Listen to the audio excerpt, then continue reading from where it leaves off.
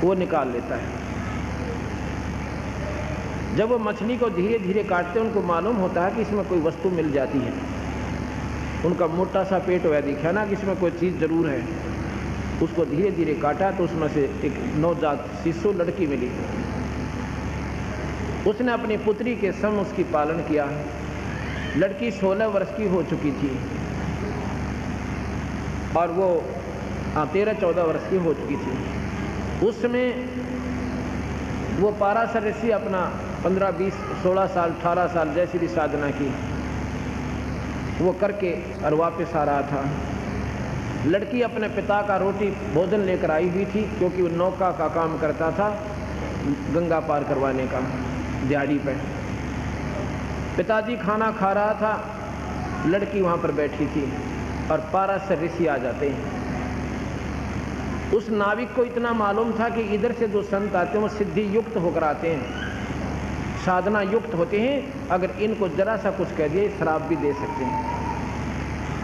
वो खाना खा रहा था, वो कहने लगा महाराज खाना बंद कर देता हूँ। कहने लगा मुझे जल्दी पार करो।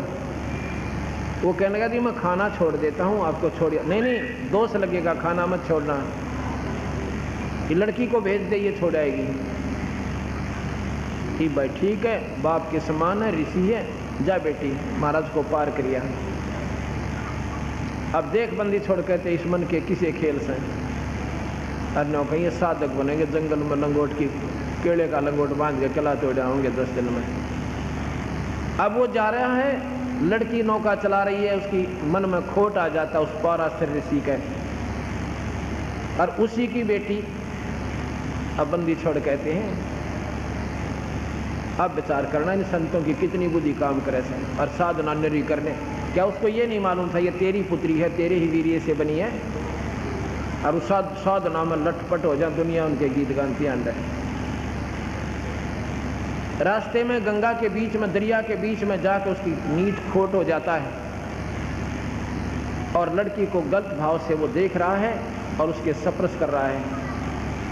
अब उस समय डर भी होता था कि कहीं ये शराप ना दे दे और मनमाना कह दे गदी बने।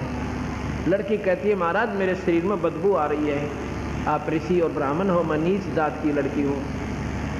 अब यहाँ पर जात पात ना रनती, नीचता जब इंसान माती है। उसने अपने करमंडल से पानी छिड़का, उसकी महक खत्म कर दी। क्यों? मछली के शरीर से बनी थी, बदबू बहुत आ रही थी, वह महक खत्म होगी, इसकी वह बदबू खत्म होगी। अब कि महाराज जी सारा समाज देख रहा है, मेरा पति पिता देख रहा है, और क्या मरे उसके साथ। अब उसने फिर भी क्या किया, अपनी सिद्धि का दुरुपयोग किया। गंगा का पानी उठाया और खूब मंत्र पढ़ कर उड़ा दिया, धुंध बन गई चारों तरफ, मुंह काला किया। उस लड़की से फिर वेद व्यास उत्पन्न होता है। अब बंदी छोड़ कहते हैं केले की कोपी न फूल फान फल खाई, और नर का मुख नहीं देखते जो बस्ती निकट ना जाई। वो जंगल के रोज हैं जो मनुष्यों विद के जाई, और निश्चिन फिर उजाड़ मनो परमात्मा पावन आई। डेरे डांडे खुश रहो, ये खुश रे ले ना मोक्ष। अगर बाल ब्रह्मचारी रहने से परमात्मा प्राप्ति होती है तो ईजड़े तुम्हारा नंबर आना ना देते किसी का भी, वो तो बाल ब्रह्मचारी बस पंत होते हैं। ये खुश रे लेना मोक्ष, और दरु पर लाद पार हो गए। बताओ गृहस्थी में के दोस्त, आप हिसाब ला कर देखो गरीबदास जी की वाणी में कितना दम और यथार्थता है। लेकिन हम सच्चाई को कम और पाखंड को ज़्यादा पसंद करते हैं। ये बातें कबीर साहब कहा करते थे, और दोनों धर्मों के ठेकेदार आकर मेरे अच्छी लड़ा करती, और दोनों दुश्मन बन गए कबीर साहब के। ऐसा मनमाओ दोनों धरती पर तक खो जाए, नती नजर रोजी रोटी हमारी बेइज्जती करती। बेइज्जती सच्चाई में बेइज्जती माने तो दोष से मानो, यथार्थता में उसकी मूर्खता जो बेइज्जती माने। अपने को सुधार करना चाहिए, गलती को अपनी को सुधार ले, वो मनुष्य होता है। उन्होंने भी कबीर साहब के साथ दुश्मनी पैदा कर ली, और कबीर साहब काबू में आए ना कभी, बहुत ज़्यादा दुखी किया। एक बार उबलते कढ़ाई के तेल में डाल दिया, सरसों का तेल ऐसा उबाला और उसमें सिकंदर लोधी के सामने, और उसमें डाल दिया कि हमारे धर्म की तौहीन करता है।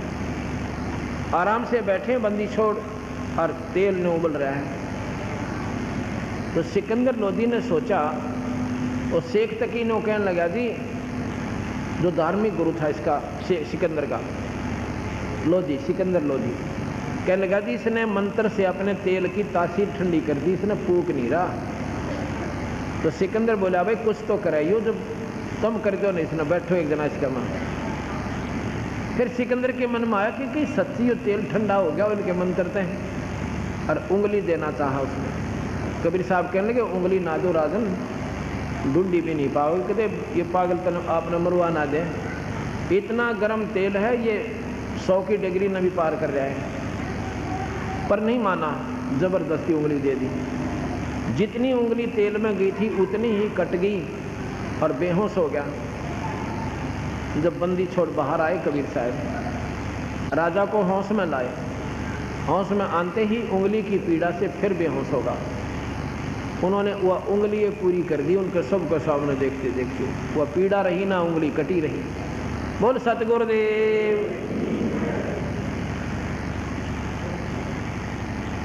एक समय वो तो फिर दाव देखते रहते थे, ऐसे फिर कर दिया। कहने लगे जी वो हमने जीवन नहीं दे रहा और उसने तो हमारा जीना आराम कर दिया, मुसलमान धर्म की इतनी बेइज्जती कर रहा है, अगली हमारे से सहन नहीं होती। सारे शेख तक की जो है सारे समाज के मोटे मोटे मुसलमानों को ले गया। तो क्या करें कि उसको सजा दो महाराज, ऐसे पार नहीं पड़ेगी कि लाओ पकड़ जाए। और नो कह जी कबीर साहब नो कहता मैं भगवान हूँ। अच्छा, और मुसलमान धर्म में कोई आकार में कह देना मैं अल्लाह हूँ, उसको ख़त्म कर दिया जाए। वो झूठ बोलता है, वो झूठा प्रचार करता है, ऐसा मान्य है वहाँ। उसको सजाए मौत भी दे दें तो भी थोड़ा है। लाओ पकड़ के। एक गऊ मंगा रखी थी, बीच में पेट में गर्भ था गऊ का, गर्भ गऊ, ज्ञापन गऊ थी। और कहने लगा, सिकंदर बोला कि तू कौन है भाई? तू कहता था मैं खुदा हूँ, अब बोल तू खुदा है। अखा मैं खुदा हूँ। कबीर साहब बोले हम ही अलख अला हैं, कुतुब गोस और पीर, और गरीब दास खालिक दनी, मेरा नाम कबीर। ने बोले मैं अल्लाह हूँ, सारी सृष्टि का मालिक हूँ, और मेरा नाम कबीर है, मैं सारी सृष्टि का मालिक हूँ। उसी समय एक गऊ को कटवा दिया तलवार से सिकंदर लोधी ने, सभा के अंदर बाहर मैदान में। अनु बोला भाई तू भगवान है ना, इस गऊ को जीवित कर दे, तुझे जब अल्लाह मानूंगा नहीं तेरी गर्दन कलम कर दूंगा। कबीर साहब खड़े हुए, जाके उस गऊ का एक थपकी न्यू मारी, एक उस बछड़े का मारी, और दोनों के दोनों न्यारे न्यारे जीवित हो गए। बोल सतगुरुदेव। दोनों जीवित हो गए और बच्चा ला कर गऊ का नीचे और दूध की डेग ठोक दी। और जब खड़े हुए सिकंदर लोधी को आकाश से मिले हुए नजर आए, और तेजों में शरीर और सारा कांपण लग गया, और समेत मुकुट के चरणों में दंडोत प्रणाम किया। हे अल्लाह, हे खुदा, मनो बख्श दो, तुम अल्लाह की जात हो, आप पूर्ण परमात्मा हो। ये तो 550 वर्ष पूर्व पुरानी कथाएं हैं, ये लाख वर्ष पुरानी नहीं। कोई नहीं सोचा मैं गप्पे मार रखे होंगे, ये तो प्रमाणित इतिहास है, अभी तक घना लंबा चौड़ा बात नहीं हुई है। और चरणा के माँ गिर गया, हाथ जोड़ दिए, मैंने माफ़ कर दो। पालकियों में बिठा के कबीर साहब को और आदर के साथ उनकी झोंपड़ी में भिजवा दिया। अब शेख तकी का फिर चिड़चिड़ी उठी एक दिन। न्यो बोला जी हम तो जब मानना इस कबीर साहब को, और सिकंदर लोधी आदर करने लग गया भगवान का विशेष, और शेख तकी का भाई आदर कम हो गया। क्यों? 2 फकीर 2 वजीर हमेशा दड़ा करें। अब उसने सोचा भी इसकी चौधर होगी, तेरी रोटी रोजी गई भाई। अब किसी प्रकार इसका ये नीचा देखे और ये यहाँ तक खस गए, और तेरी बनी बनाई बात रह जा। सारे मुसलमान इकट्ठे किए जो दिल्ली के, जिनके ऊपर राजा के ऊपर प्रभाव था जिनका, उनको बुलाया कि भी ऐसे ऐसे बात है, देखो ये काफिर है, ये हिंदू है। और कबीर साहब कहते हैं ना हम हिंदू ना मुसलमान, हम किसी मजहब से संबंध नहीं है हमारा, हम तो एक इंसान है और परमात्मा स्वरूप आए हैं। तो कहने लगा ये तो भाई बात बिगड़न लाग रही से, अरे यू राजा हो जाएगा हिंदू हैं। एक काम कर लो, क्या अगर ये मेरी लड़की ने जीवित कर देगा ना, जो वो राबिया की आत्मा चलती आ रही थी और शेख तकी के घर पैदा होगी थी, मेरी लड़की कब्र में दबा रखी है, अगर उसने जीवित यूँ कर देगा तो भाई हमने मान्य होगा, हम मान लेंगे ये परमात्मा है, हम फिर इसने तंग नहीं कराएंगे। तो मुसलमान भी राजी हो गए सारे, क्योंकि वो तो गुरु जी के पीर के अधीन थे ही थे। नहीं बोला भाई ठीक से चलो राजा के पास चलते हैं। सिकंदर के पास आ गए और कबीर साहब भी उन दिनों सिकंदर के पास आया हुआ था, आए हुए थे दिल्ली में उनके विशेष आग्रह पर। तो सब ने प्रार्थना की ऐसे ऐसे हम चाहते हैं अगर ये कबीर साहब शेख तकी की लड़की को कब्र से निकाल के जीवित कर देंगे तो हम इसको अल्लाह मान लेंगे, हम इसको परमात्मा स्वरूप मान लेंगे, और नहीं तो जी हम नहीं मानेंगे। सिकंदर लोधी ने फिर जिक्र किया, भगवान ऐसे ऐसे परेशान कर रहे हैं मुझे, अब क्या करूं मालिक। कबीर साहब कहने लगा उनको कह दो आज से तीसरे दिन लड़की को जीवित कर दिया जाएगा, और मुनादी करवा दो आसपास गांव में जितने भी नज़दीक दिल्ली का क्षेत्र था सभी गांवों में बता दिया कि इस दिन इस समय एक लड़की को कब्र से निकालकर जीवित किया जाएगा। पहले यातायात के साधन बहुत कम थे, फिर भी जनता हजारों की संख्या में वहाँ पहुँच जाती है, कब्र फुड़वा दी जाती है और उसमें वो लड़की का शव रखा हुआ है, जौ का जौ। लगभग महीने 20 दिन की बात होगी थी। तो शेख तकी को कहा कबीर साहब ने कि शेख तकी पहले तू जंतर मंतर कर ले, कहीं पीछे से नू ना कहे कि मैं भी कर देता इसको। तो सभी वहाँ पर उपस्थित जन कहने लगे भगवान यदि शेख तकी के पास कोई शक्ति होती अपने बच्चे ने कौन माटी में दाबा है, आप करो मालिक, इसका तो हमें मालूम है। अपने बच्चे के बचाव के लिए, अपने घर के सदस्य की जीवन दान के लिए आदमी अपनी जायदाद बेच सकता है, अपनी सारी संपत्ति लुटा सकता है। अगर इसके पास कोई जंतर मंतर होता या शक्ति भगवान की होती तो अपनी बेटी ने कौन माटी में दाबा है, आप करो भगवान। कबीर साहब ने कहा कि शेख तकी की लड़की जीवित हो जा, नहीं जीवित हुई। शेख तकी की लड़की जीवित हो जा, नहीं हुई। तीसरी बार फिर कहा नहीं हुई, और शेख तकी ने तो भंगड़ा पा दिया, लग गया नाचर कूद, देखा ना नहीं हुई, हाँ आज फंस गया। अपनी बेटी के जीने की खुशी नहीं, नीच को कबीर साहब के हार जाने की खुशी मना रहा है। देख कितना इंसान गिर जाता अपनी ईर्ष्या और द्वेष के कारण। जब वो नाच लिया ना काफ़ी देर तक कबीर साहब कहने लगे शेख तकी जी शांति रखो। क्या बात है कि हे जीवात्मा जहाँ भी है और कबीर हुक्म से इसमें प्रवेश कर और बाहर आ जा। इतना कहा ही था वाक्य, लड़की सारी कांपने लग गया से सारे शरीर में कंपन आई। एक जन्म उठी और उठ के सतगुरु के चरणों में दंडोत प्रणाम किया। बोल सतगुरुदेव की। कबीर साहब कहने लगे बेटी अपने पिता के पास जाइए, ये आपका पिता है। लड़की कहती है भक्तजनों ये मेरा पिता नहीं, ये समाज का दुश्मन है। आपने बाढ़ की काली नहीं आया करता, कुछ भी कह लो, और कोई कह दो तो शेख तकी शर पावो। जो बोला ये समाज का दुश्मन है, ये अल्लाह खड़ा आपके सामने, ये परमात्मा है भाई। अगर किसी के समझ में आवे तो इनके चरणों में गिर जाओ। उन्होंने 1.5 घंटे तक उपस्थित जनों को समझाया कि ये धोखा मैंने भी खाया था एक बार। ये साहब मुझे पहले मिले थे 4 जन्म पहले, और मुझे बताया था कि बेटी बात बनेगी मेरी भक्ति से कितने चक्कर काट ले, पर मेरे समझ में यह बात आई नहीं थी। आज इन्हीं की कृपा से मुझे वो पिछले जन्म याद आ रहे हैं, और 2 जन्मों में तो मैंने अपने इतनी वाह पाई थी, क्योंकि वो पिछली कमाई इन्हीं की दी हुई मेरी चल रही थी। उसके आधार पर मेरे 4 जन्म और हो गए थे। अब मैं कुतिया बनने की तैयारी हो रही थी, आज बंदी छोड़ में फिर संभाल ली। कबीर कमाई आपनी कदे ना निष्फल जा, और 7 समंदर आडे पड़ा हुआ मिले अगा हुआ। उस बंदी छोड़ भगवान ने वह लड़की 12 साल की फिर जीवित करके अपने बेटी के रूप में रखी और उसको भक्ति दी और मुक्ति दी। ये पूर्ण परमात्मा है। अब इस बात से, इस उदाहरण से आपको ज्ञान होगा। आज जितने भी सतनाम सारनाम के बिना उपासक संत हैं और कबीर साहब की पद्धति से रहित हैं, वो सिद्ध हो सकते हैं, आकाश में उड़ सकते हैं, सामने 1000 जगह प्रकट हो सकते हैं, नारे नारे दिखाई दे सकते हैं, सिद्धियां होती हैं। इन सिद्धियों से काम चला कोई ना, हम सिद्धि गिनवाते हैं। और हम जो मंत्र देते इसमें ये 24 सिद्धियां आ जाती हैं। जो नाम जाप हम देते हैं इसमें 24 सिद्धियां आ जाएंगी, पर हम इन सिद्धियां की तरफ थूक दे भी कोई ना।